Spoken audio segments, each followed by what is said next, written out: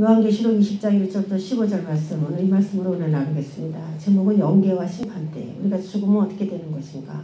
사후세계는 어떻게 이루어졌는가?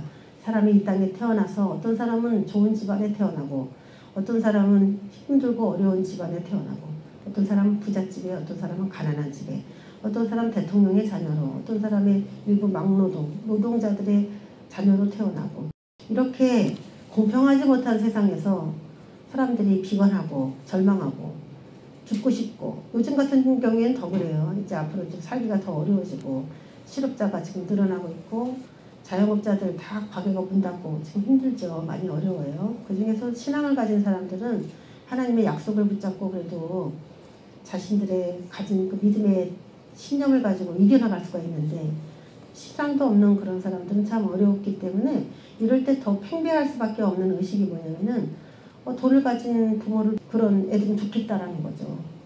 재력을 가지고 떳떳하게 살아가는 저 애들하고 나는 너무 비교되는 거 아니냐. 나는 부모도 없는데. 그런 생각을 가질 수도 있고, 우리 부모는 있어도 가난하다. 그러니까 뭐 부모로서 자격이 없다. 이렇게 생각하면서 비통해하는, 그렇게 하기 쉬운 그런 시대예요, 지금이.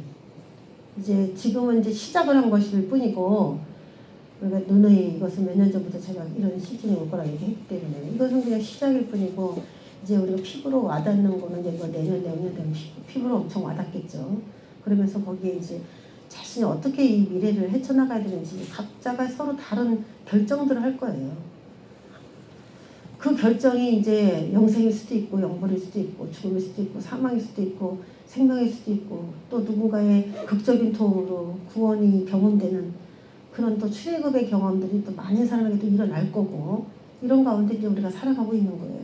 우리도 이제 누구를 구원할 수 있는 사람이 될 건지, 아니면 내가 구원받는 그런 사람이 될 건지, 정말 앞이 캄캄해서 절망스러운 그런 사람이 될 건지, 우리도 이제 어떤 상황이 될지 모르지만 각자 이 문제를 가지고 우리가 기도한 게 있기 때문에 하나님의 응답들은 다 가지고 있으니까 마음이 불편하거나 어려운 분들은 없을 겁니다.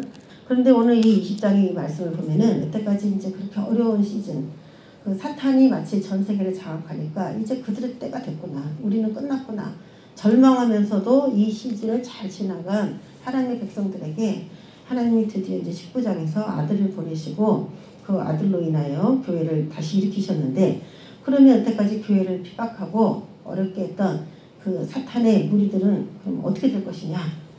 정권이 바뀌면 그 전에 정권에 충실했던 사람들은 다 숙청 대상이 되죠. 그 정권에 그냥 뒤죽은 듯이 가만히 있던 사람들은 생존 가능성이 있어요. 그 다음 정권에. 그렇지만 이렇게 이 정권인지 저 정권인지 완전히 양다리를 걸칠 수 없도록 완전히 분리된 이런 시대에 살아갔던 사람이라면은 예수를 믿든지 아니면 적그리스도를 믿든지 둘 중에 하나를 아마 분명하게 믿을 수밖에 없는 때인 거예요, 이때는. 그 양다리가 없어요. 그래서 멸망을 받든지 상을 받든지 둘 중에 하나지, 몰래 숨어 있다가 누가 더 기득권에 있는가 이렇게 따라갈 수가 없습니다. 우리나라 조선시대에 뭐 당파 싸움 할 때도 계속 이건 내려왔던 거예요. 그때도 이미 정권 싸움이 있었고 여당 야당이 다 있는데, 어떤 사람이 누구의 후궁, 누구의 중전 이런 사람이 총애를 얻느냐에 따라 그 사람에게 막 붙어요. 관심들이죠. 근데 예상외로 그 사람의 아들이 왕이 되지 못할 때는 또 우르르 망해.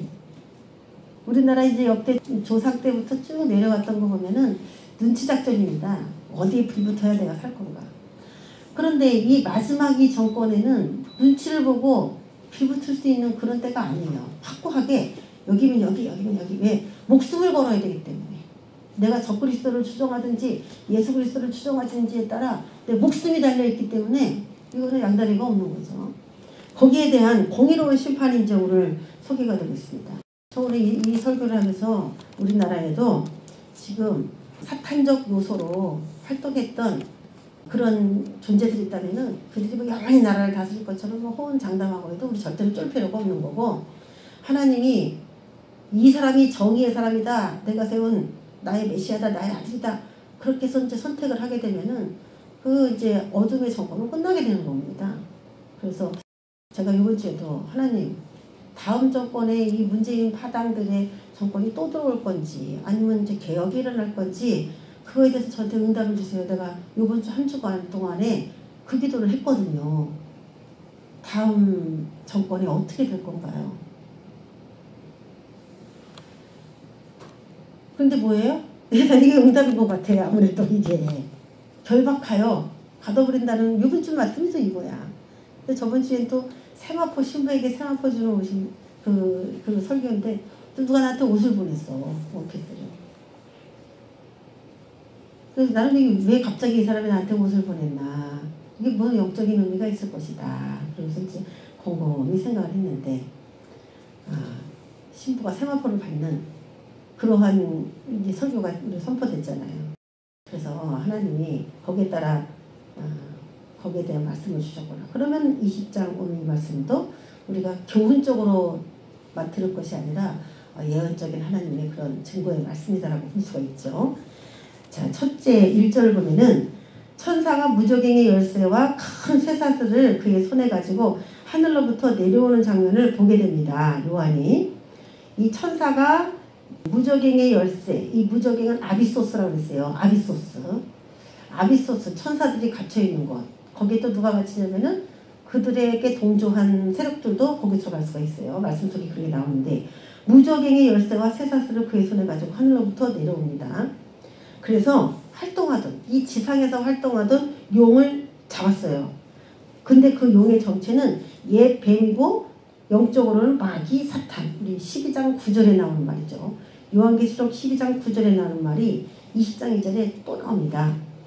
마귀요 사탄이라 잡아서 1000년 동안 결박해서 무저갱에 잠그려고 쇠사슬하고 열쇠를 갖고 온 거예요. 진짜 무저갱이 열쇠하고 쇠사슬이 필요하겠습니까? 진짜 무저갱이 그런 곳이에요? 우리에게 이해하기 쉽게 하도록 이런 얘기를 쓴 거죠. 요즘으로 말하면 뭐예요? 우리 요즘 열쇠하고 그 쇠사슬 안 쓰잖아요. 옛날 성문 잠글 때 쓴 것이. 요즘으로 말하면 뭐예요? 천사가 뭘 갖고 하늘에서 내려갔다 그랬대요. 몰라요? 요즘에 문 뭘로 잠궈요? 번호키 잠궈요. 그러니까 하나님께 번호를 받아서 비밀번호를 받아서 번호키를 가지고 내려와서 잠궜다. 요즘 시대를 말하면 이거예요. 그래서 사람들이 이거 읽을 때에 더 이상 그들의 밖에서 열어주지 않으면 나올 수 없을 만큼 이들이 갇혀있는 거구나 이렇게 인식을 한 거죠. 1000년 동안 결박하여 무저갱에 던져 잠궜습니다. 여태까지 우리가 요한계시록을 통해서 보았던 말씀들을 그림 한 편으로 제가 보여드릴게요. 지금 예수님이 재림하신, 지금 여러분이 보는 쪽에서 왼쪽에 맨 위에 빨간 글씨가 있죠. 예수님이 재림하시고 지상권을 탈환하신 그 이야기를 지난 19장에 봤잖아요. 그리고 무슨 일이 있었냐면은 파란 글씨로 썼죠. 짐승과 거짓 선지자가 산채로 굶어서 던져진 이야기가 지난 시간에 소개가 됐고 20장에는 용은 1000년 동안 결박되어서 무저갱에 갇히게 됩니다. 그래서 제가 이제 밑에 화살표를 이렇게 했잖아요. 무저갱에 거기서 갇히는데 왜 불못에 집어넣지 않고 거짓 선지자와 짐승은 산채로 이렇게 불못에 들어갔거든요. 그들은 실제적으로 이 세상에서 마지막에 활동할 존재들인데 그들은 산채로 불못은 더 이상의 재판이나 선처가 없습니다. 불못은 그냥 끝이에요. 종착역이에요. 근데 무저갱이라는 곳은 불못하고는 또 다른 영역이죠. 심판이긴 심판인데 영벌이 아니에요. 무저갱은. 그런데 이들은 사탄은 실질적으로 사람을 미혹해서 짐승으로도 만들고 거짓 선지자로 만들었던 원래 주 범죄자인데 범죄의 영인데 이 영은 왜 무저갱에 넣을까? 왜 넣을까? 아예 죽여버리지. 왜 넣어? 무저갱에 던져 잠그고 그 위에 임봉하여 1000년이 차도록 다시는 만국을 미혹하지 못하게 하였는데 만국을 미혹하지 못한 얘기는 지상에서 지금 우리를 활동하는 요 지상의 세계를 만국이라고 하는 겁니다. 요 천년왕국이 없다. 무천년설을 주장하는 사람은 지금 마귀가 이 무적에게 갇혀있는 상태다. 예수님의 십자가로 인하여 무적에게 갇혀있는 이 천년시대를 우리가 지금 살아가고 있다. 이렇게 얘기를 하는데 그러면 만국을 미혹한다라고 하는 그 만국은 어디를 말하는 거냐는 거예요. 이 세상인데 만국을 미혹하지 못하게 됐다는 거는 이 세상에 지금 교회가 있고 여기서 활동하는 거다. 얘네가 여기가 갇힌 것이다. 이렇게 해석할 수가 없도록 만든 거예요. 근데 이 무저갱은 여기가 그럼 무저갱이라는 얘기가 되는 건데 여기는 무적행이 아닙니다. 무천년선들의 그 구자들의 말에 의하면은 만국을 미혹하지 못하도록 어디다 이렇게 가둬놓는데 그래서 마귀가 여기서 활동을 못한다는 거예요. 어떻게 못합니까? 지금 활동을 얼마나 많이 하는데. 응? 그래서 이 지상에서 더 이상 활동하지 못하도록 이거 어디 캄캄한 그런 곳에 이제 가두는 거죠. 무적행. 근데 이 영들도 군대 귀신 들린 자 안에 이 군대 귀신에게 나가라고 막 예수님이 명령하려고 하니까 무적행으로 들어가지 못하도록 막 자기 강구하잖아요. 그러니까 이 악한 영들도 무적행에 들어가는 거를 굉장히 싫어한다는 얘기를 했잖아요. 귀신들도 무적행이 싫어. 그럼 이곳이 어떤 곳이냐는 거죠. 여기 지금 용, 사탄, 마귀, 대왕 마귀인데 악마인데 이 마귀를 다른 번역으로 해서 악마라고 번역했어요. 악마. 우리는 마귀라고 번역했죠. 그래서 요즘에 뭐 커피도 악마의 유혹이 나오고 악마의 떡볶이? 그런 것도 있어. 불마왕? 뭐 여러분 그 불마왕 뭐 이런 거 뭐 음식에 많이 소개되고 있는데 그게 마귀란 얘기고 사탄이란 얘기예요. 그래서 불마왕으로 된 거 먹으면 어떻게 돼요? 불마왕이라고 하는 거 과자를 먹었어. 그 라면을 먹었어. 그럼 어떻게 돼? 사탄이 우리 안에서 무슨 역할을 하겠냐고. 건강하게 하겠어요? 그걸 어떻게 덕톡 집어서 그걸 먹을 수가 있어요? 요즘에는 유난히 더 뭐 악마, 마귀 뭐 그런 용어들을 많이 씁니다. 그거 다 사탄적인 용어이기 때문에 그 커피 안 먹어도 살 수 있잖아요. 그렇죠? 그런데 이 무적에게 던져 잠근다. 그냥 아주 무서운 곳에다가 이제 그 귀신들도 덜덜 떠는데 거기에다가 사탄을 집어넣어 버리니 대왕을 집어넣어 버리니 귀신들은 무슨 일을 당할까요? 거기서 대왕이 좀 들어와요. 대왕은 무적행이 원래 왕이거든. 무적행이 원래 왕이야. 근데 지상에 나서 막 활동하고 그랬던 건데 다시 들어간단 말이에요. 그러면 그 짐승이라고 하는 적그리스도를 마귀가 만들었잖아요. 약육강식. 그래서 이 무적행도요. 강한 자가 약한 자를 엄청 막 압제하고 힘들게 하는 그런 시스템으로 되어 있는 곳일 거예요. 고통 주고 그리고 조폭 대장이 사람들 막 괴롭히고 무시하는 것처럼 그런 어떤 악의 소굴이기 때문에 어떻게 하면 귀신들도 들어가기 싫어합니까? 여기를 무적행에 던져 잠그고 만국을 미혹하지 못하게 하는데 그 위에는 반드시 잠깐 놓이리라. 뭐 때문에 쓰려고 넣는 거예요. 그래서 불못에 안 집어넣은 거죠. 잠깐 놓이게 하기 위해서. 그러면 언제 놓여요? 용은 천년간 결박됨. 제가 이제 왼쪽에다가 파란 글씨로 이렇게 썼죠. 그래서 무적행에 있다가 밑에 노란 글씨를 보면은 맨 밑에 노란 그 칸을 보면은 천년이 차면 만국을 미혹하러 나온 그러면서 노란색으로 쭉 화살표를 올려놨죠. 이게 언제냐면은 메시아 천년왕국이 끝나면 천년이 차면은 나오는 바로 요 시즌이 되는 거예요. 그러면 위에는 지상에서 무슨 일이 있냐? 이 땅에서 무슨 일이 있냐? 메시아 왕국이 있는 거죠. 여기서는.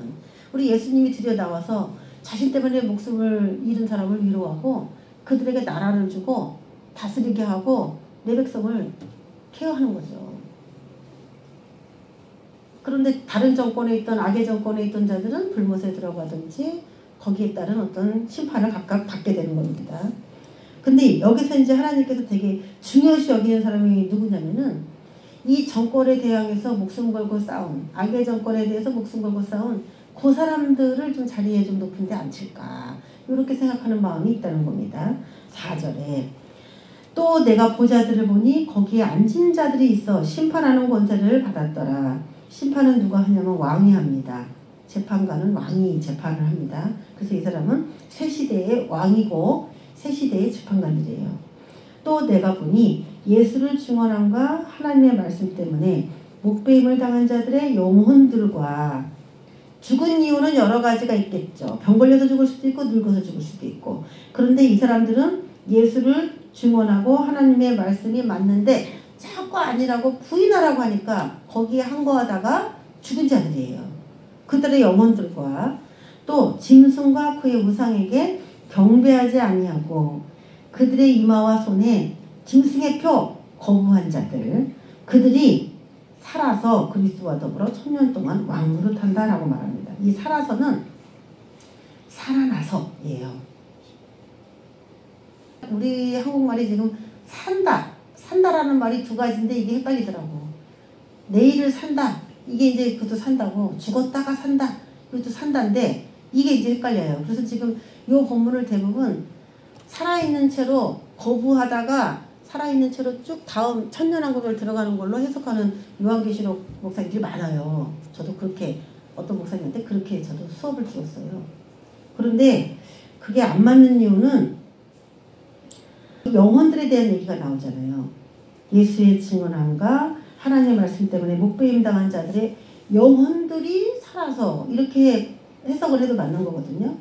그래서 이거는 죽었다가 살아난 걸 말하는 거고, 또 하나는 이 헬라어, 이 살아서 대제산이라는 이 살아서라는 이 말은 몸과 영혼이 결합된 상태에 살아서라는 단어예요.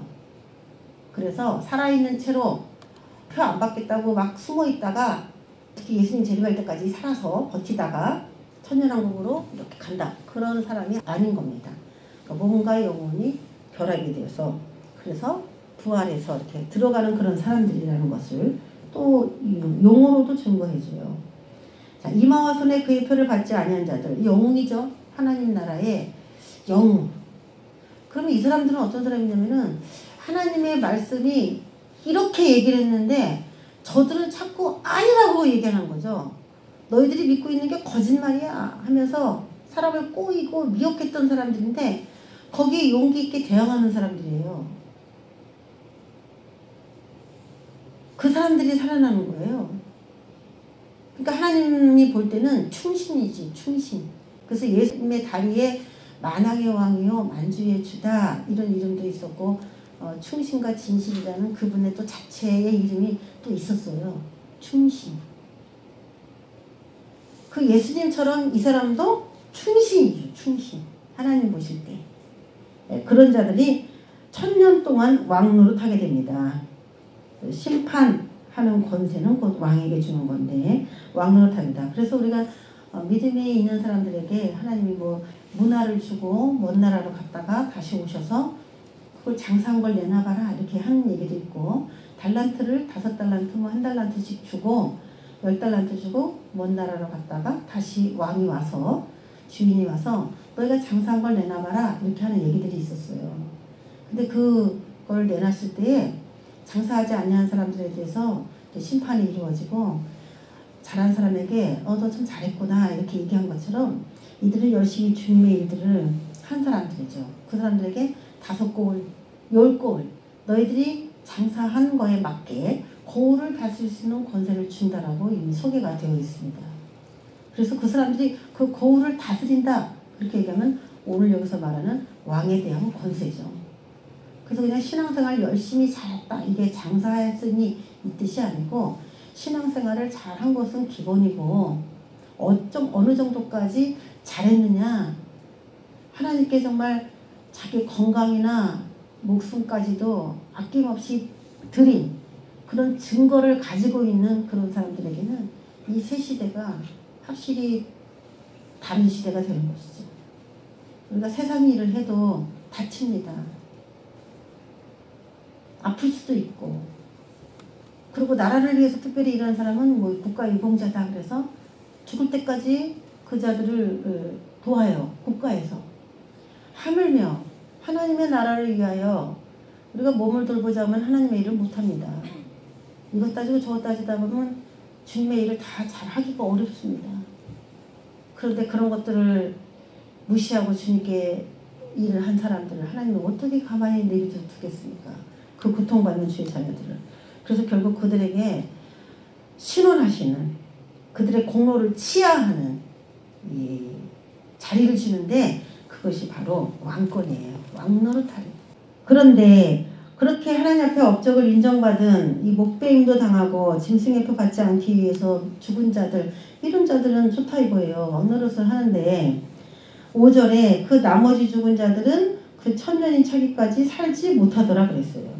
나머지 죽은 자들은 여기서 살지 못하더라. 여기 이게 또 뭐냐면은 살아 나오지 못하리라예요. 그래서 이것도 좀 어떤 산다냐? 내가 또 다 또 번역본을 뒤져봤는데 그것도 살아나지 못하더라예요.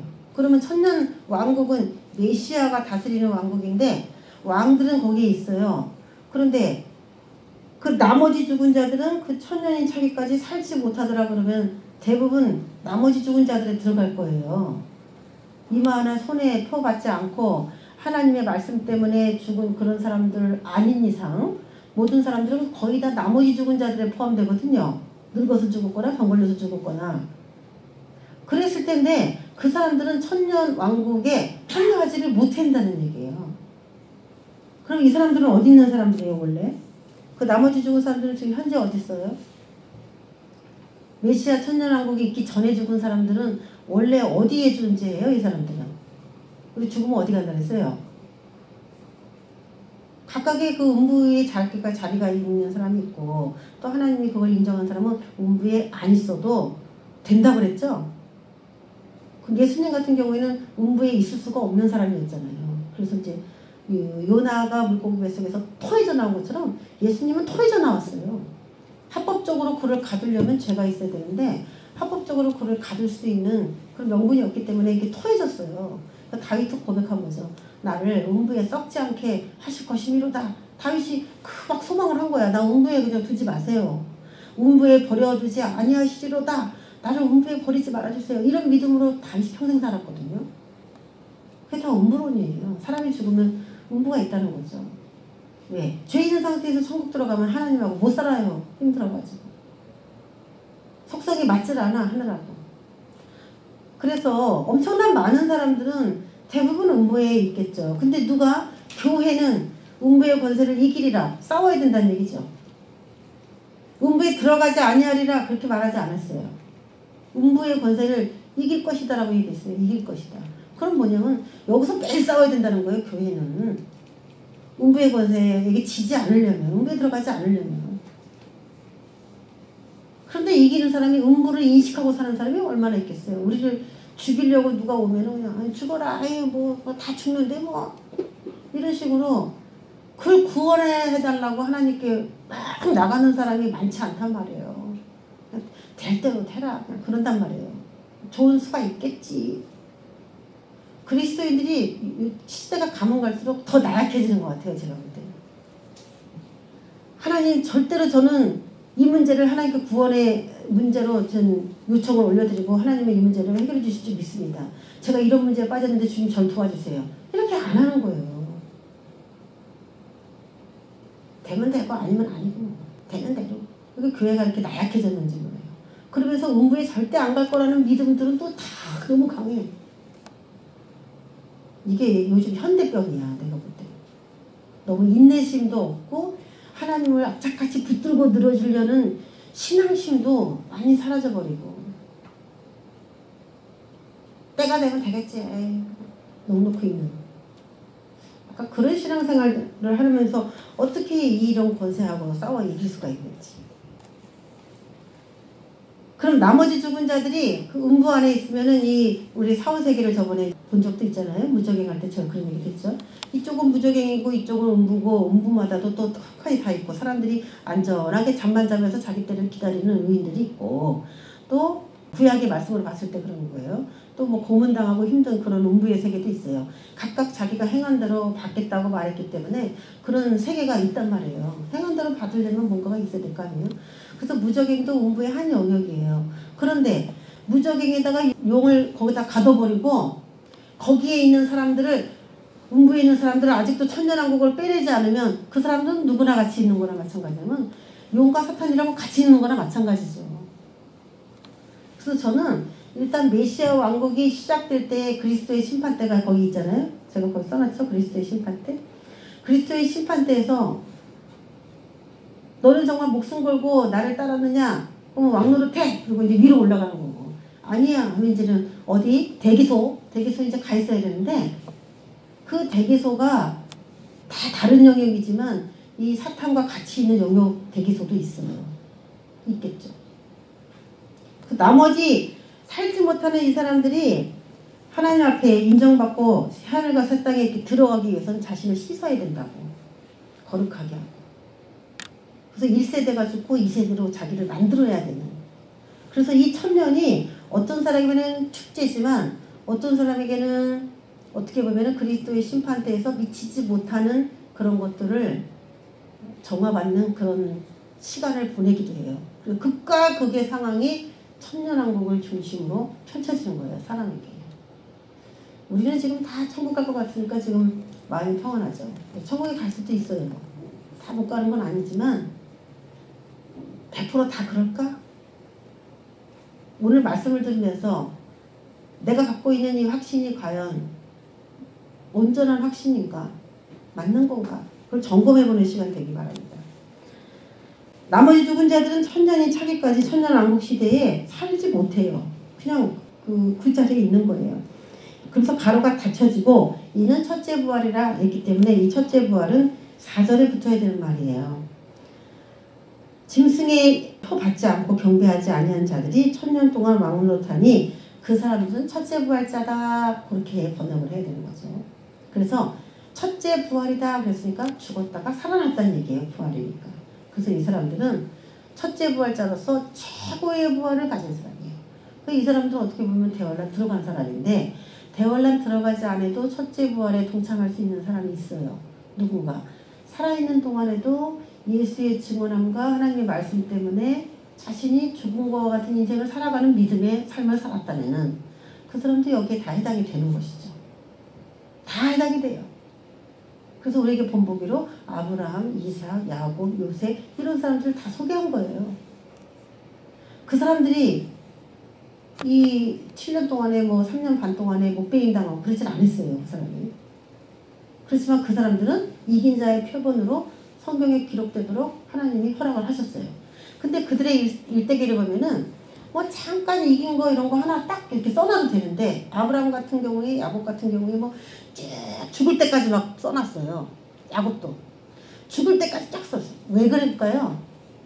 왜 아브라함이나 그런 믿음의 사람들의 이야기를 하면서 이길 때만 사뿐사뿐 그냥 사사기처럼 이렇게 쓰면 좋은데 왜 꼭 일대를 다 쓰면서 그들의 수치스러운 과거까지 다 들춰내면서 거기다 기록을 했을까요? 창세기에다가.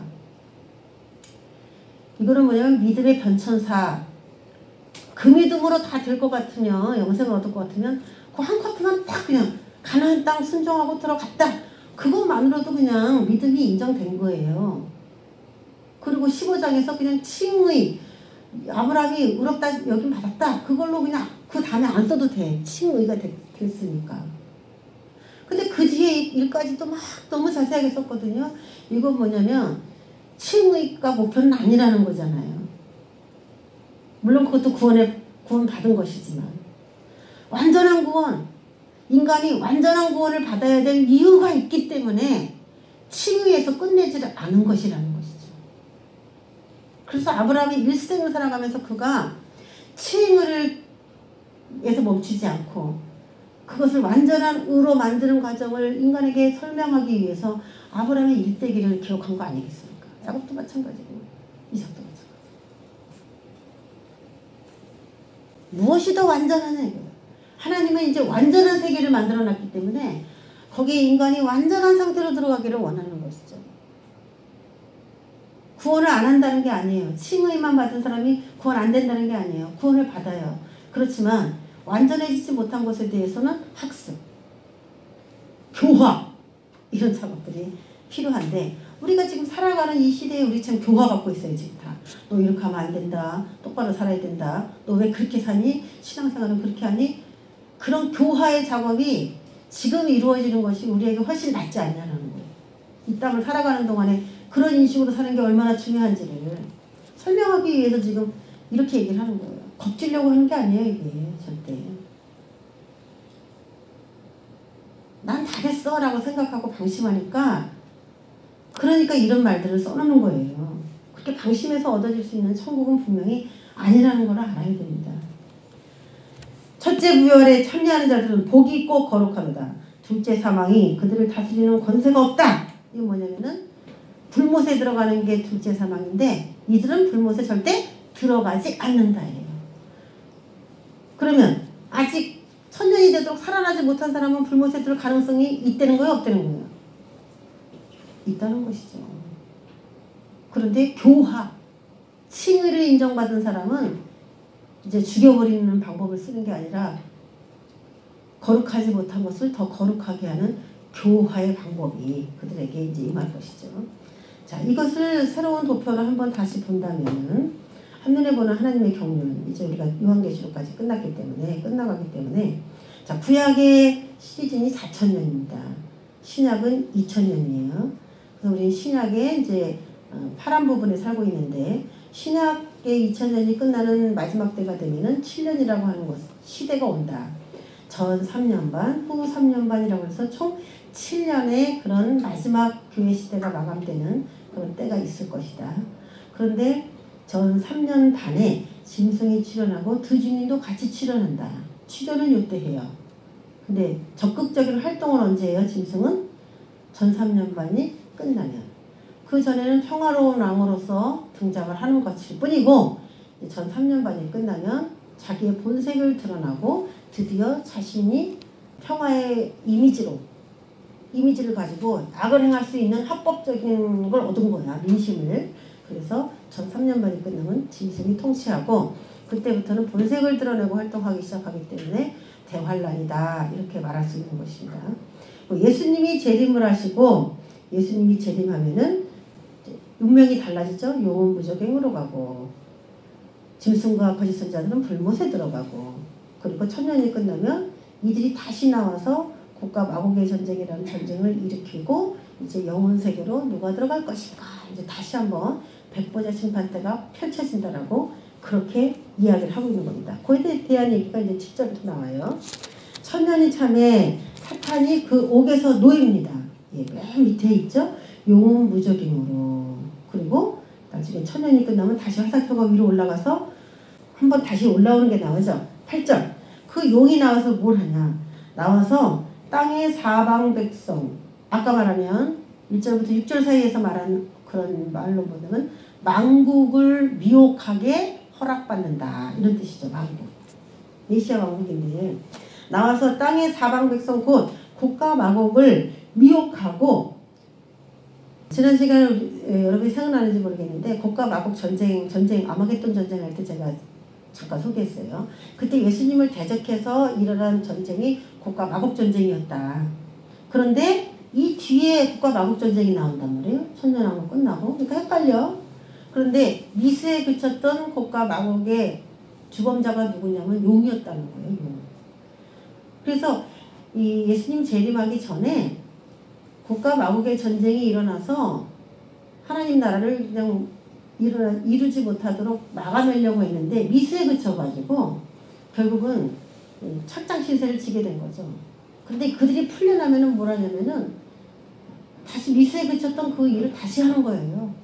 그래서 이것들은 국가 마곡의 전쟁의 연장이라고 봐야 돼요. 그렇게 보지 않고서는 이게 풀어지지가 않아요. 그래서 제 생각은 그거예요. 그들이 잠들었다면은 그 천년 동안에 뭐 이렇게 잠들어 있는 상태로 보존되어 있는 상태로 있었다면은 다시 나왔을 때는 그 전에 하려고 중단된 활동을 다시 재개함으로써 그들에게는 천년이 마치 잊혀진 것처럼 그렇게 활동을 하겠죠. 국가 마곡을 미혹하고 모아 싸움을 붙이리니 그 수가 바다의 모래 같으리라. 그러면 천년왕국 때 하나님의 인정받은 사람이 왕노릇을 하고 백성은 누가 됐을까요? 백성은 자, 죽은 자들은 분명히 나머지 죽은 자들은 천년이 찰 때까지 살아나지 못하고 한쪽에 이렇게 있어요. 제외돼 있어요. 그리고 영혼들이 부활을 해서 왕노릇하고 있어요. 그러면 백성으로는 누가 살아가고 있을까요? 죽은 자들도 꺼내서 백성으로 살아가게 했다면은 말이 되는데 죽은 자들 중에 부활한 건 첫째 부활자밖에 없어. 왕노릇하는 사람. 그 사람들이 딱 왕자리에 앉았어. 그럼 그 사람이 왕이 되려면 백성이 있어야 될 거 아니에요. 백성은 누가 될까? 죽은 자들은 천년 때까지 못 살도록 제외됐으니까 그 자들은 아닐 거고. 누굽니까? 천년왕국의 백성은 누굽니까? 살아있었던 사람이잖아요. 살아있었던 사람.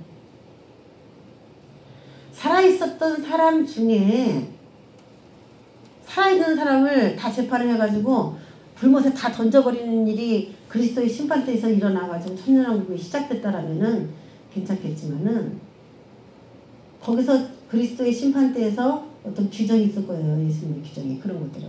그래서 우리 구약에서 말한 것처럼 1세대는 죽고 2세대가 새로운 땅에 들어간 것처럼 여기에 들어온 사람은 2세대예요. 자기 판단력으로 예수님과 사탄을 이렇게 섬길 수 있는 나이가 된 사람들은 거기에 대한 심판을 받겠죠. 그리스도의 심판대에서. 그렇지만 아주 어린 아이들 있잖아요. 2세대들. 살아있는 2세대들. 그 2세대들은 자기가 선택권이 없는 거예요.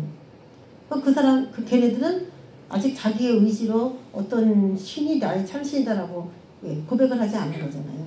그런 아이들은 어떡합니까? 죽여요? 그럴 수도 없어요. 그러니까 그 아이들은 살아있는 채로 쭉 가게 되는 거죠. 그래서 구약에 있는 말씀을 한번 이루는 겁니다. 1세대가 광야에서 죽고 2세대가 가나안 땅 들어간다 라고 하는 그 말을 다시 한번 이루는 시즌이 된 거예요. 이 얘기를 하고 싶어가지고 구약에 그렇게 소개를 한 거예요. 그럼 그 자들이 잘하죠? 천년이 되도록 잘합니다. 그러니까 이거 언제 같이 됐냐면은 그 에덴 동산에 있을 때처럼 우리 구약에 보면은 무드셀라가 969살까지 살았잖아요. 심판이 있기 전의 세대로 돌아가서 엄청 장수했던 그런 때가 있었는데 그때로 일단 천년왕국이 돌아간 거지. 그래서 쭉 살아 거기서 사람들이 천년 동안 그러면 죽고 살고 그러지 않나요? 그런데 그게 아니에요. 우리 이사야서에서 새하늘과 새 땅을 얘기할 때는 죽은 자들이 저주받은 자다. 그래서 웬만한 사람은 안 죽는다는 거죠. 장수하는 그런 시즌이에요. 여기가 천년이. 그래서 하나님 말씀이 정확하게 응하는 것이죠. 그러니까 마지막까지 애는 계속 낳아야 됩니다. 믿는 사람들은 네? 마지막까지 힘과 정성을 다하여서 애를 계속 낳아야 돼. 네? 그러니까 이 아이들은 자기 신앙을 테스트 받지 않았기 때문에 용이 지금 다시 나와가지고 흔들 때에 자기가 자기의 의지로 선택을 할 수 있는 하나의 또 그거이고. 그러니까 우리는 계속 시험당하나? 그게 아니라 시험당하지 않은 사람이기 때문에 전쟁을 경험해보지 못한 2세대들에게 전쟁을 하게 하셨다. 그렇게 우리 구약에 소개한 것처럼 이들은 전쟁을 경험하지 못한 2세대이기 때문에 전쟁을 허락하게 하시는 겁니다. 그들이 지면에 널리 퍼져 성도들의 짐과 사랑하시는 성을 두름에 하늘에서 불이 내려와 그들을 태워버리고. 여기서 성이 있고 짐이 있죠. 성은 예루살렘 성을 말하고 성도들의 짐은 예루살렘 성을 중심으로 뻗어있는 나라를 말합니다. 이스라엘을 말하는 거예요. 사랑하시는 성, 이건 수도인, 왕이 살고 있는 직결지, 거기를 말하고 그를 중심으로 살고 있는 하나님의 백성들의 지금 메시아 왕국인데 거기는 진이라고 표현할 수가 있겠죠. 그래서 마귀가 불과 유황 못에 던져지니까 짐승과 거짓 선지자도 거기에 있었더라. 그러니까 천년 전에 던져진 거짓 선지자와 짐승하고 상봉을 하는데 예를 들어서 죽어서 어떤 목사님은 그렇게 얘기하더라고. 내가 미국의 목사님의 책을 읽었는데 영원히 불못에 있는다는 얘기는 틀린 얘기다. 그래 또 그분은 요한계시록 꽤 많이 연구했다는데 왜 그러냐? 그렇게 불못에 계속 있을 수가 없다는 거예요. 사람이 계속 태워질 수가 없다는 거지.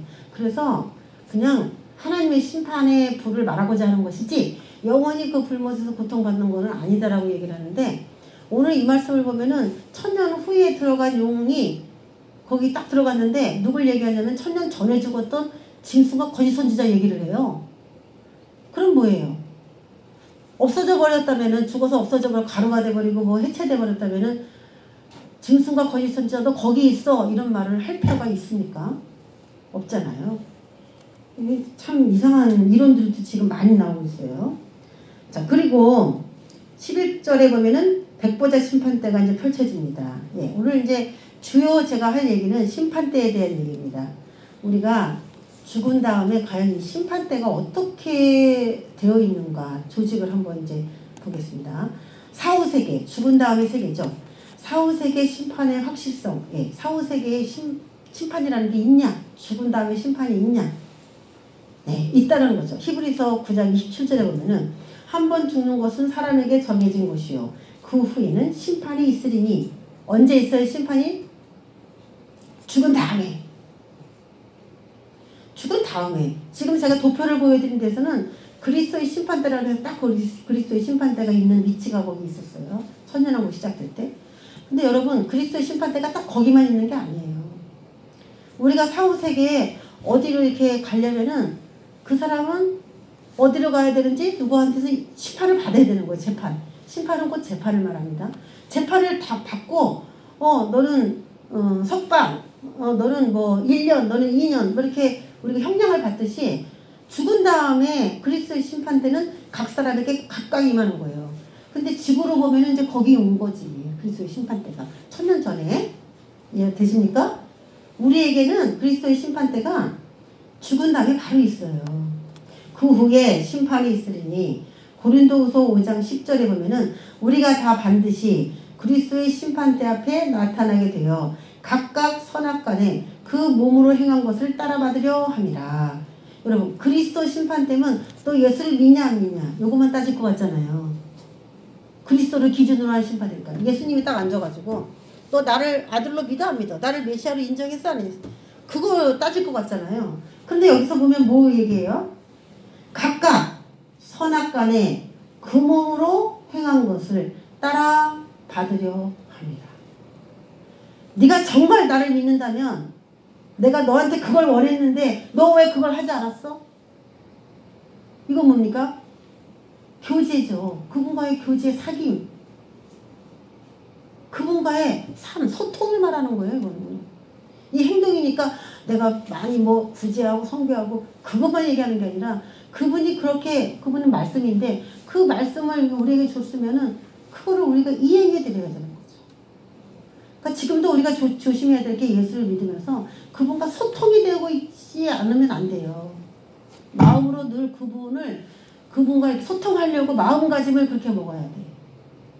내가 오늘 이거 하길 원할까요? 이거 하길 원할까요? 물으면서 그분께 간 거. 이게 선악간에 행한 것을 따라가는 거예요. 하라는데 안 하면 악이야. 하라는데 했으면 선이야. 이렇게 되는 거죠. 로마서 14장 10절에도 보면은 내가 어찌하여 내 형제를 비판하느냐 어찌하여 내 형제를 업신여기느냐 우리가 다 하나님의 심판대 앞에 서리라. 여기 또 하나님의 심판대가 나왔어요. 그런데 여기 뭐라고 나와요? 왜 업신여겼어? 왜 비판했어? 이거 뭐예요? 선악간에 몸으로 행한 것을 말해요. 즉 예수를 믿었냐는 그냥 기본이고요. 그쵸? 기본이고 그리스도의 심판대조차도 우리가 어떻게 살았냐 어떤 마음을 가짐으로 살았냐가 나와 있어요. 여기. 너 왜 그렇게 행동했어? 그거에 대해서 심판이 있을 수밖에 없다는 겁니다. 그래서 사후 세계에 심판이 있느냐 그리스도의 심판대와 하나님의 심판대를 거치면서 심판이 반드시 있다라는 겁니다. 그러면 그리스도의 심판대와 하나님의 심판대가 어떻게 다른지 차이를 한번 봅니다. 고린도후서 5장 10절 좀 전에 봤던 거죠. 우리가 다 반드시 그리스도의 심판대 앞에 나타나게 되어 각각 선악간에 그 몸으로 행한 것을 따라서 판단받는 게 그리스도의 심판대다. 그러면 행함이 상관이 있다 없다. 그리스도의 심판대도 우리가 이 땅에서 어떻게 살았는지 소용이 있다 없다. 있다. 예수를 믿어도 칭의를 우리가 은혜로 공짜로 받지만은 칭의를 받은 사람은 칭의를 받은 자에 맞게 죄를 짓지 않으려고 노력하면서 하나님 나라를 위해서 살아야 되는 자기 몸을 하나님의 살아계신 산 제물로 바쳐드리면서 살아가는 그게 필요하다는 거예요. 다니엘서 7장 9절 10절 보면은 옛적부터 항상 계시니 하나님이거든요. 좌정하셨는데 심판을 베푸는데 책들이 놓여있더라. 그러면서 흰 백보자 심판 하나님의 심판대를 소개하고 있습니다. 자, 비교해 볼게요. 사후 예수님을 믿느냐 안 믿느냐에 대한 판결. 그러니까 안 믿는다. 그럼 무조건 그리스도의 심판대에서도 X야. 이거 기본이야. 예수를 안 믿는다 믿는다에 따라 일단 불못에 갈 사람은 정해지고 나머지는 불못으로 가지는 않아요. 근데 각각 선악간에 행한 행동대로 예수님이 심판하셔서 도레미 파솔 나눠진다는 거죠. 그렇죠?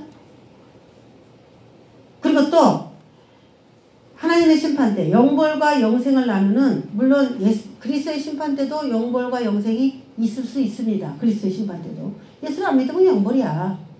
예수를 믿는 사람도 어떠냐에 따라 저울에 달아서 각각 해가는 대로 심판이 있는데 거기도 영벌이 있어요. 있기는.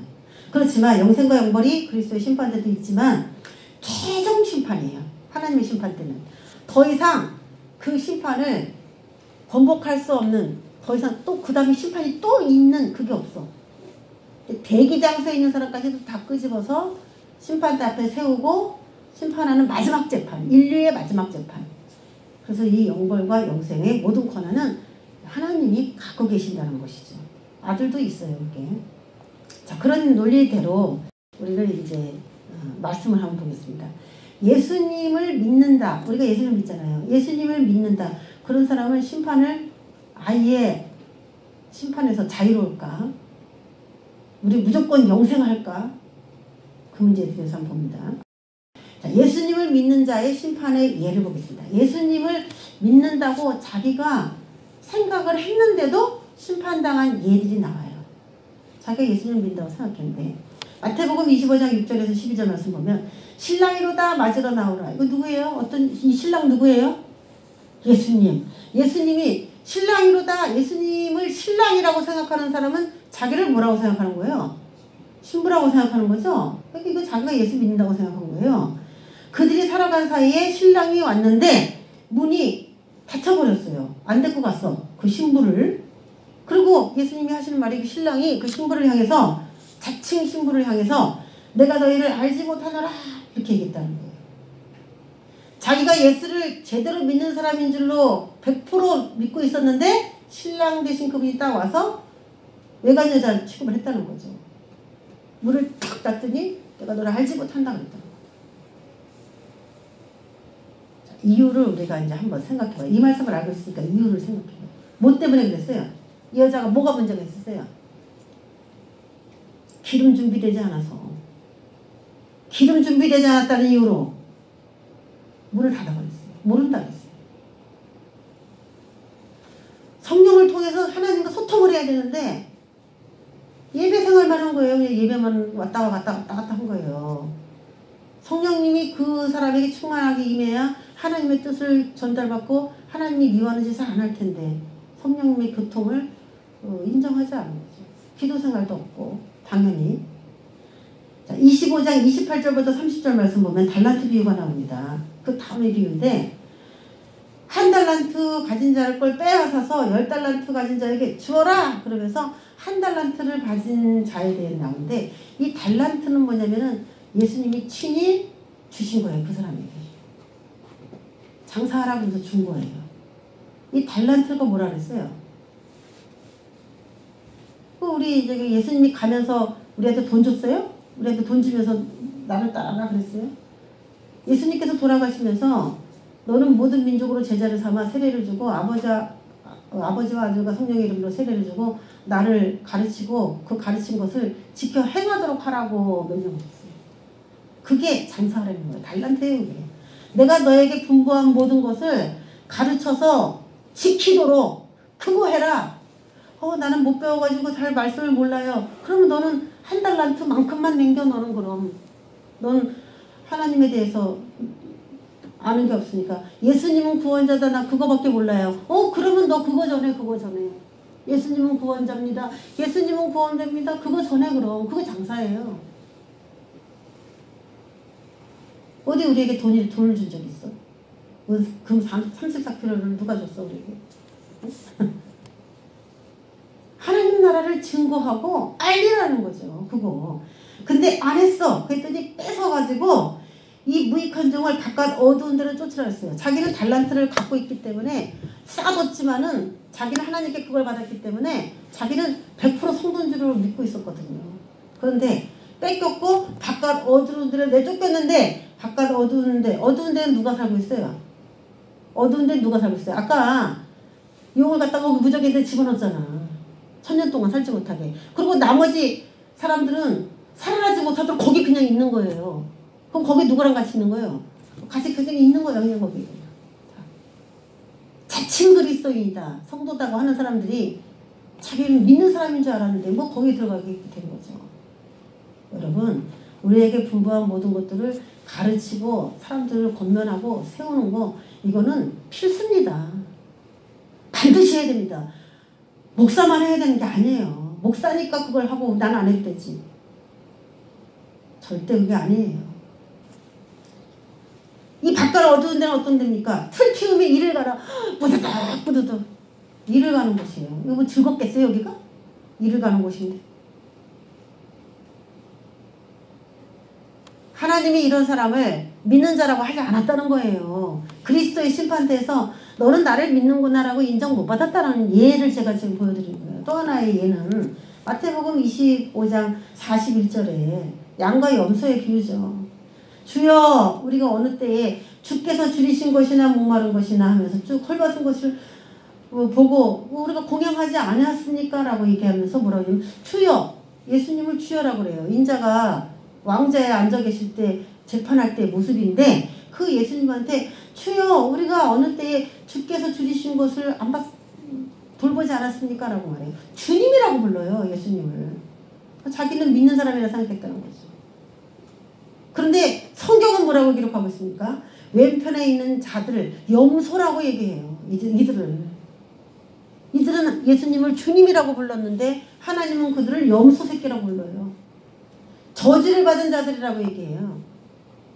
저주를 받은 자들아, 나를 떠나 마귀와 그 사자들을 위하여 예비된 영원한 불에 들어가라. 자, 그리스도의 심판대가 펼쳐지면서 자칭 자기는 믿는 자라고 생각했는데 지금 어디로 떨어졌어요? 마귀와 그 사자들을 위하여 예비된 영원한 불. 이거는 마귀와 타락한 천사들을 태우기 위한, 형벌하기 위한 불못이었는데 거기 인간이 들어가게 되는 거죠. 그래서 여러분, 살아있는 동안이 우리에게 기회입니다. 죽은 다음에 내가 교회를 몇 년을 다녔는데 하나님 이런 취급을 하십니까? 따질 수가 없어요. 내가 혼자 알고 있는 걸로 끝내면 안 돼요. 전할 수 있는 기회를 가져야 되고, 하나님이 정말 원하는 일이라면 무슨 일을 내가 할 수 있을까? 힘이 닿는 대로 하나님을 위해서 수고하는 마음이 있어야 돼요. 하늘나라를 염두하고 살아야 돼요. 하늘나라에 들어가기 위하여 내가 이 세상에서 어떤 대가를 치러야 될까?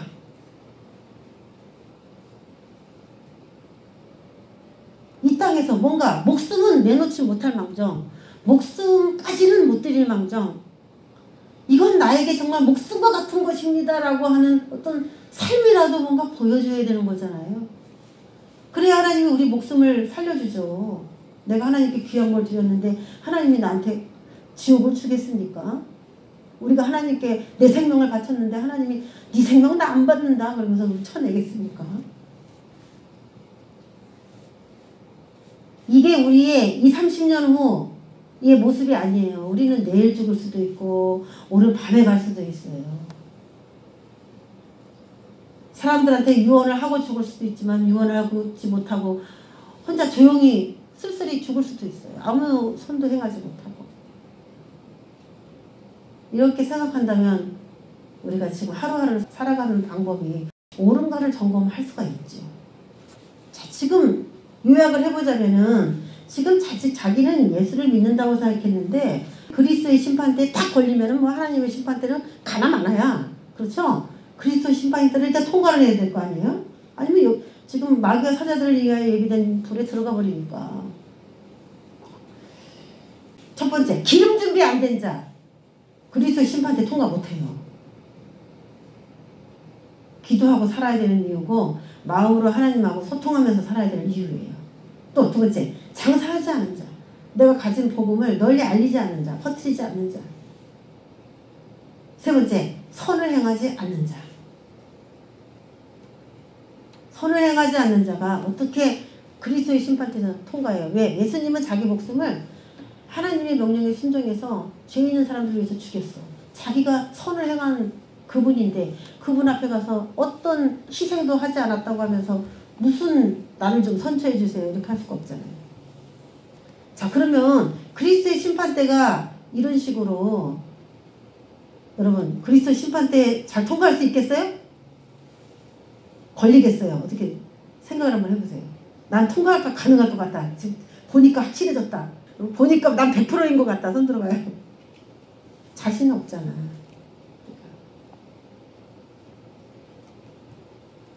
하나님이 그 아들을 죽이시고 우리를 의롭다고 칭해 주신 이유와 목적을 생각해야 돼요. 칭의 할렐루야 그것만 생각할 게 아니에요. 칭을 받으면 죄 없는 걸로 인정돼요. 그 사람들은 살아. 100% 그 사람들은 살아. 그렇지만 그것이 완전한 새하늘과 새 땅에 들어갈 수 있는 그 마지노선은 아니에요. 더 나아가야 돼. 더 성장해야 되고 더 거룩하기를 꿈꿔야 됩니다. 하나님의 심판대를 봅니다. 두 번째는 이제 하나님의 심판대인데 흰보자 심판대, 백보자 심판대. 우리 요한계시록 지금 11절에 나오는 말이죠. 20장 11절, 12절.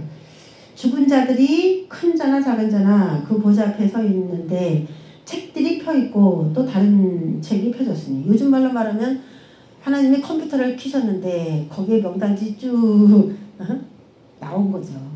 옛날엔 책에 기록됐으니까. 곧 생명책이다. 죽은 자들이 자기 행위를 따라 책들에 기록된 대로 심판을 받는다. 자기 행위를 따라. 뭘 따라?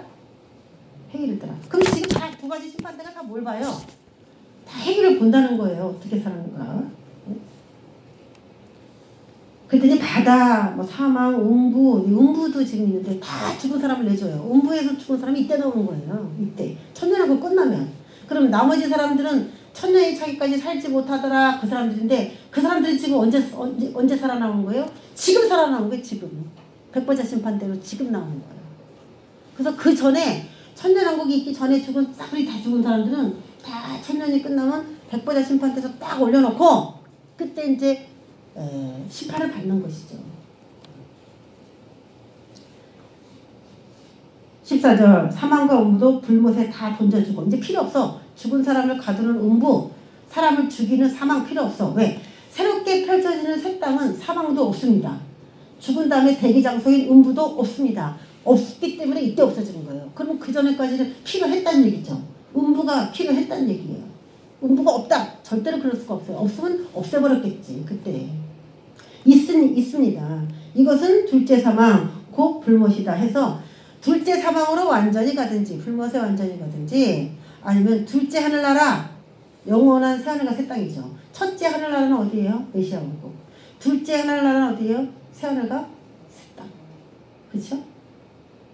그래서 심판대인데 그러면 하나님께서 본인이 심판을 하시는데 왜 이렇게 심판이 두 개나 있나? 그러면 두 개를 어떻게 통과하냐 우리가 이렇게 생각을 하는데 땅과 하늘이 없는 상태에서의 최종 심판이다. 20장 11절 보면은 땅과 하늘이 그 앞에서 패하여 간데 없더라. 메시아 왕국도 끝나고 이제 완전히 이제 그런 것들이 다 없어지고 이제 땅과 하늘이 없는 상태에서의 최종 심판입니다. 그래서 이제 어디로 갈 거냐? 그게 딱 기로인데 그래서 자기 행위에 따라 심판을 받고 각 사람이 자기의 행위대로 심판을 받는 일인데 이 심판의 그럼 하나님한테 잘 보여야 되냐? 예수님한테 잘 보여야 되냐? 이제 여러 가지 이제 생각이 많아지죠. 요한복음 5장 22절 24절에 보면은 아버지께서 아무도 심판하시지 아니하시고 심판을 다 아들에게 맡기셨으니 이는 모든 사람으로 아버지를 공경하는 것 같이 아들을 공경하게 하려 하십니다. 자, 아버지께서 아무도 심판하지 않는다. 심판을 다 누구에게 맡겼다? 아들에게 맡겼다. 그리고 결국 아들이 영벌과 영생으로 이미 그리스도의 심판대에서 규정한 대로 이루어지는 거예요. 이것이 전부예요. 그리고 그 공식과 원리에 따라 백보자 심판대에서도 그 똑같은 방법이에요. 그러니까 결국은 심판의 주관자는 누가 되냐면 예수 그리스도의 기준인데 이 하나님의 나라로 예수님이 하나님의 나라로 이제 아버지 앞에 그 나라를 올려드린다 했잖아요. 그 나라를 올려드리기 때문에 하나님은 그냥 명분상 심판하시는 분이지 모든 심판은 다 그리스도의 심판대에서 이 사람의 생사좌우가 걸리는 것이죠. 내 말을 듣고 또 나 보내신 이를 믿는 자는 영생을 얻었고 우리가 이 얘기를 들으면은 예수님 말을 듣고 그분을 믿으면 영생을 얻는다 이렇게 생각해 버렸던 거예요. 근데 오늘 다시 생각해 볼 게 예수님 말을 듣고 나 보내신 하나님을 믿는 자, 이 믿는 자 안에는 그분의 말이 진리라는 것을 목숨을 걸고 사수할 수 있는 그들의 모든 행위까지도 다 포함된다는 것을 염두에 둬야 된답니다. 요한복음은. 아시겠어요? 말만 믿는 자가 될 수 없다는 사실을 제가 설명을 해드리기 위해서 이렇게 기록을 한 겁니다. 나 버리신 이를 믿는 자는 영생을 얻었고 심판에 이르지 않으냐니 사망에서 생명으로 옮겼느니라 이렇게 얘기를 하니까 그냥 막 살아도 된다고 생각합니다. 우리를 살려주신 이유가 있어. 우리 자식을 낳으면 자식을 낳은 이유가 있어요. 부모가 목적이 있어요. 재미삼아 낳은 게 아니에요. 남들은 다 낳는데 나는 한 번도 안 낳아보면 나는 특이한 경험을 안 한 거 아닌가 이래서 낳은 게 아니에요. 애들을 낳을 때도 다 낳는 목적들이 있어요. 흰보자 심판 때는 그리스도 심판 때를 근거로 한다. 기준은 어떻다? 똑같다. 그래서 아들도 영벌, 영생에 대한 심판을 하시죠. 우리 양가요소가 왔을 때처럼. 영벌의 영생에 그리스도 심판 때에서 다 처리가 됩니다. 자, 그 심판을 면제받으려면 어떻게 되냐? 마지막 카트입니다. 야고보서 2장 13절에 국률을 행하지 아니하는 자에게는 국률 없는 심판이 있으리라. 국률은 심판을 이길 수 있는 능력이다. 이렇게 말합니다. 국률이 뭐예요? 불쌍히 여김 이거예요. 어휴 다행이다. 나는 다 먹고 살 게 있는데 다행이다. 이런 게 아니라 저 사람은 얼마나 어려울까. 저 사람의 마음이 지금 얼마나 힘들까. 그래서 그 사람에게 불쌍히 여기면 뭐가 가요? 동정이 가죠. 500 얼마밖에 없는 아버지 이야기를 뉴스에서 들었죠. 딸이 생일인데 아버지하고 둘이 살아. 근데 500 얼마밖에 없는 거야. 그리고 피자 사장님한테 월급 타면 줄 테니까 피자 한 판 미리 줄 수 없습니까? 그랬더니 사장님이 계속 먹고 싶을 때 말을 하라. 그리고 피자를 딸을 위해서 줬어요. 그랬더니 사람들이 거기에 막 동정심을 가지고 막 도와지더라고. 아무것도 아닌 것죠. 피자 한 판, 10,000원짜리. 그렇지만 그런 마음에서 우러난 자기가 그렇게 하기를 원해서 이런 사람은 어떤 사람이냐면 국리를 행했다는 것 자체가 중요한 게 아니라 불쌍히 여길 수 있는 마음이 그 사람의 마음이라는 것 그 자체가 참 하나님 보시기에 귀한 거예요. 불쌍한 걸 불쌍하다라고 인식하는 그 마음은 아직도 때가 묻지 않고 하나님이 역사할 수 있는 그런 마음밭이라는 것이죠. 그래서 지금 여기서 계속 얘기하는 거는 어떤 행동을 하기 위한 그게 아니라 그런 행동을 하기 위해서 그 사람의 마음이 그렇게 준비되어 있을 만큼 그렇게 되어 있다라는 거 그것이 우리가 오늘 가지고 가야 될 내용이에요. 그렇게 불쌍한 생각이 드는 그 사람의 마음이 얼마나 선하냐는 거예요. 그런 마음이 왜 내게 없냐는 거예요. 그게 문제예요. 왜 내게 그런 불쌍히 여기는 마음이 없어졌는가에 대한 애곡이 있어야 된다는 거예요. 우러나지 않는 이 내 마음에 도대체 이렇게 악할 수가 있는가. 그 마음에 대한 상태 때문에 울어야 되는 거 아니냐는 거죠. 어떤 사람에게는 불쌍하게 느껴지는데 어떤 사람은 왜 저래야 돼? 이런 사람도 분명히 있을 텐데 왜 서로 다른 마음들을 갖고 있다는 거죠. 똑같은 사람인데 그 마음 때문에 결국 지옥에 가고 영벌에 가는 거고 천국에 가는 겁니다. 그 마음 때문에 마음의 양심이 화인을 맞아서 자기밖에 모르는 그 마음은 도대체 어디서 온 거냐는 거죠. 그걸 짚어봐야 돼요. 예수님이 원한 게 우리의 행동이겠습니까? 그 행동을 유발한 우리의 마음에 있지 않겠습니까?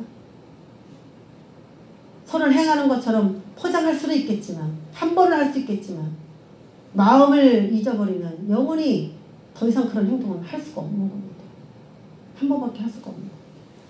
야고보서 5장 9절에도 형제들아 서로 원망하지 말라 그리하여야 심판을 명하리라. 이 원망도 뭐예요? 마음에서 오는 죄죠. 위에는 행동처럼 보였지만 야고보서는 마음에서 오는 죄예요. 또 우리가 봤을 때 기름 준비하지 않은 거, 선을 행하지 않은 거, 장사하지 않은 거 다 있는데 이거 다 어디서 온 거냐면요. 마음에서 온 거예요. 마음이 하나님에게 없는 거예요. 그래서 기름 준비하지 않는 거예요. 그래서 선을 행하지 않는 거예요. 그래서 장사하지 않았다는 거죠. 성경은 마음이 하나님에게서 멀도다. 그리고 결국 나에게 마음이 없는 사람은 내가 같이 살고 싶지 않아. 그리고 영보를 보낸다는 거잖아요. 결국은. 네가 정말 마음으로 나를 생각하고 있니? 오늘 그 하나님의 말씀이 저와 여러분에게 선포되는 하나님의 음성인지를 믿으시길 주의 이름으로 축원합니다. 자, 예수를 믿어야 된다. 구원받기 위해서, 심판받기 위해서 일단 예수를 믿어야 된다. 그리고 예수를 믿고 봐라. 기름 준비해야 된다. 또 마음 단속을 잘해야 된다. 마음 단속에서 끝나고 아우 불쌍한데 도와주고 싶은데 아우 나는 아무것도 없어. 이러고서 선을 안 행하면 소용이 없죠. 그러니까 선을 행하는 행동까지 그 마음이 쭉 연장되어서 나갈 때에 하나님의 심판은 우리에게 심판을 이기고 자랑할 수 있는 능력이 된다는 것입니다. 오늘도 주의 말씀으로 승리하셔서 한 주간도 많은 사람들을 섬기고 긍휼히 여길 수 있는 그런 우리의 삶이 되길 주의 이름으로 축원합니다. 기도하겠습니다. 하나님 아버지, 우리의 마음속에 세상 것들이 너무 많이 들어와서 다 아깝고 힘들고 나밖에 모르는 그런 이기적인 상태가 되었습니다. 우리의 마음이 그렇게 되어버렸습니다. 하나님, 우리 심판을 참 싫어하면서도 심판받을 짓을 안 할 수가 없습니다. 주님을 때때로 잊어버리지 않도록 주의 은혜를 강구하오며 예수 그리스도의 이름으로 기도합니다.